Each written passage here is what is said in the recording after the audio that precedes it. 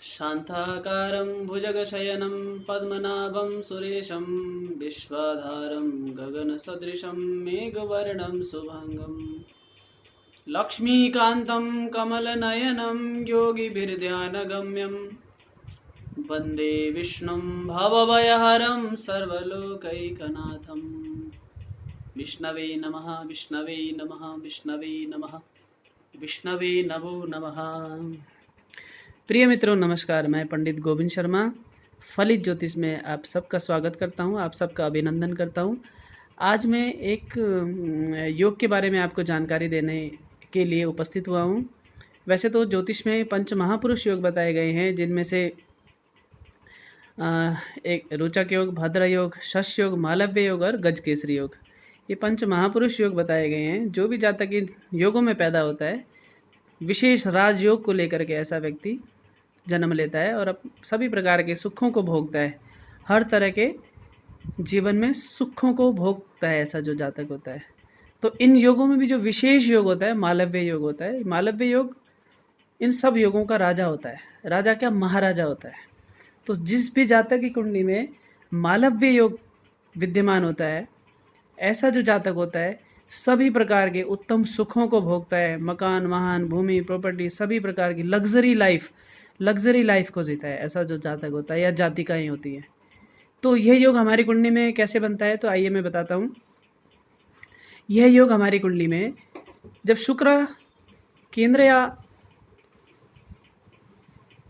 त्रिकोण के स्वामी होकर के या केंद्र के स्वामी होकर के केंद्र में ही विराजमान होते हैं, स्वराशि में विराजमान होते हैं, अपनी मूल त्रिकोण राशि में विराजमान होते हैं या फिर उच्च राशि में विराजमान होते हैं, तो यह योग बनता है।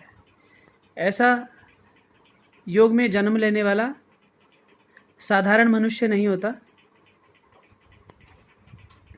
कोई महापुरुष ही इस योग में जन्म लेता है।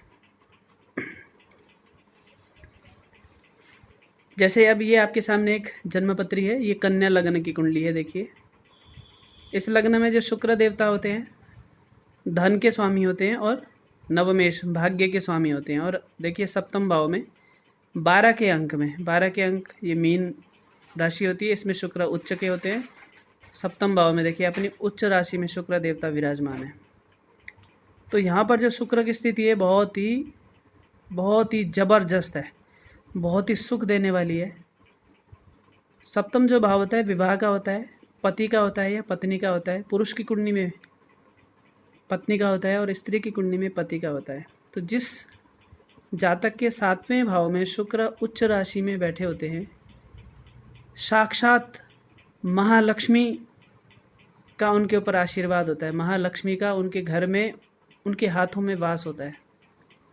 आर्थिक परेशानी जीवन में जब तक जीवित रहते हैं तब तक कभी उनको आर्थिक परेशानियों का सामना नहीं करना पड़ता। हर तरह के अच्छा मकान, वाहन, अच्छे आभूषण, अच्छे वस्त्र, अच्छे वाहन, महंगे वाहन, जो ब्रांडेड जो चीज़ें होती हैं, उन सब का जो है सुख ऐसे जातक को प्राप्त होता है। अब इस लग्न में देखिए शुक्र धनेश और भाग्येश होकर के सप्तम भाव में बैठे हैं। भाग्य के स्वामी है, विवाह स्थान में, पति स्थान में या पत्नी स्थान में बैठे हैं। तो ऐसे जो जातक का जो वैवाहिक जीवन होता है बहुत ही उत्तम होता है, बहुत सुखमय होता है। दोनों में, पति पत्नी में बहुत अच्छी अंडरस्टैंडिंग होती है, बहुत अच्छा तालमेल होता है, दोनों में बहुत अच्छा प्रेम होता है। विवाह के बाद स्त्री की कुंडली में सप्तम भाव में शुक्र होने से ऐसी स्त्री का जो पार्टनर होता है राजकुमार जैसा होता है, बहुत अच्छे घर में से रिश्ता आता है, सभी प्रकार के सुखों से युक्त रहता है, चाहे पुरुष हो चाहे स्त्री हो। अब देखिए शुक्र देवता सप्तम भाव में अपनी उच्च राशि में यहाँ पर विराजमान है। ऐसे पुरुष की जो पत्नी होगी बहुत सुंदर होगी, बहुत पतिव्रता होगी और उच्च कुल से होगी, बहुत विद्वान होगी, बहुत पढ़ी लिखी होगी, एजुकेशन बहुत अच्छी होगी, उच्च अधिकारी आदि भी हो सकती है।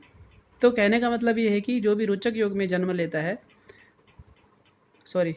मालव्य योग में जो भी जन्म लेता है, ऐसा जातक सभी प्रकार के सुखों को भोगता है, बहुत दयालु होता है, बहुत धर्मात्मा होता है, बहुत परोपकारी होता है। तो सभी प्रकार के मान सम्मान ख्याति प्राप्त करता है, विश्व विख्यात होता है। तो मालव्य योग में जन्म लेने वाला को किसी भी प्रकार के जीवन में कोई कमी नहीं आती। ये योग मैंने आपको बता ही दिया किस तरह बनता है। जब केंद्र में शुक्र विद्यमान होते हैं अपनी स्वराशि के, मूल त्रिकोण राशि के, या फिर अपनी उच्च राशि में विराजमान होते हैं, तो ये योग बनता है। आज के लिए इतना ही। कल मैं और किसी विषय को लेकर के आपके सामने फिर उपस्थित होऊंगा। आपसे प्रार्थना करता हूँ कि आपको मेरी वीडियो कैसी लगती है, नीचे कमेंट बॉक्स में अवश्य लिखें आप, और मेरे चैनल को सब्सक्राइब करें और लाइक भी करें, और ज़्यादा से ज़्यादा मेरी वीडियो को शेयर करें ताकि सभी को लाभ पहुँच सके। ऐसी आशा आपसे करता हूँ। आज के लिए इतना ही। नमस्कार। कल फिर मिलते हैं आपसे।